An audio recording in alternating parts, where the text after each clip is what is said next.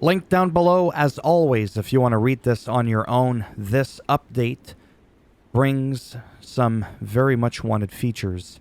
Hybrid controls and an updated goalie control. As we could see here, this is what it looks like with hybrid. Let's get right into it.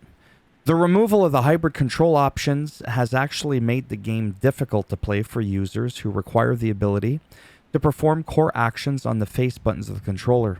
So they've been reintroduced as an option in the control settings menu. It also allows users to use the face buttons again to perform core actions like shoot, pass, and hit. These hybrid controls utilize the same controller mapping as NHL 23, however with some modification in order to support the core gameplay changes to protect, puck, and reverse hit. Goalie controls update. After the community feedback, veteran user goalies felt that the tether control system was too limiting and wanted the ability to control the goalie similar to NHL 23. So additionally, the removal of the alternate controls enforcing automatic hug post removed other aspects of controls that veteran user goalies were accustomed to.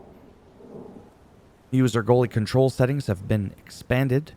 In the control settings menu, as we can see here, you can go between default and alternate. Default is the original control layout. Alternate swaps the placement of butterfly hug post instincts like NHL 23. You can have goalie tether set to on, off, hybrid. Basically, hybrid is tether is disabled, while in the butterfly, hug post can be set to auto or manual. The goalie fatigue system. When the goalie was performing desperation dives, it could stay on their side for too long, making the goalie feel less reactive to the situation. When in an urgent situation, goalies will now transition from desperation side poses back to a sitting pose.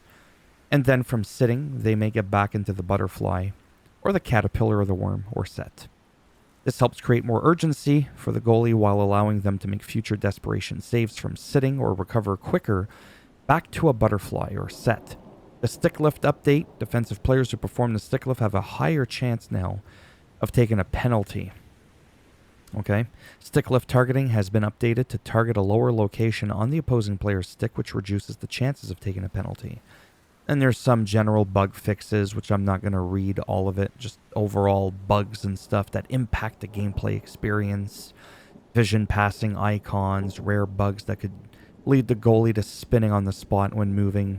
Some rare physics bugs, World of Chell, leaderboard stuff, resolve the crash, just things like that. Creation zone, there was a crash again, or the speed at which the player detail menu from the creation zone was. Because the scrolling in the menu I find a little bit weird. Fixed the bug where creating a defenseman in offline creation zone was leaving the player class as defensive defenseman and would cause an incorrect class. Art, bunch of stuff for the art. That is pretty much it. There is going to be another November update because EA has added that players can expect a larger list of gameplay updates based on the community feedback again. Be released in November, including addressing feedback around the lacrosse move, unintentional push checks in front of the net when attempting a one-timer, goal tuning, and more. There's also an update plan on feedback regarding hip checks that planned for the patch following what will be released in early November. Hopefully this will shape up to be a game very much so worthy of a successor to NHL 23, though for me, I've already played more than twice as much NHL 24 as I did NHL 23, okay? Take that as you will. As always, if you weren't sure about the game, it's an EA game. You can get the trial. 10 hours. You're going to find out in 10 minutes if you like it. Thumbs up if you liked the video. Thumbs down if you didn't like it. Subscribe if you want. If not, whatever. Thanks, and bye for now.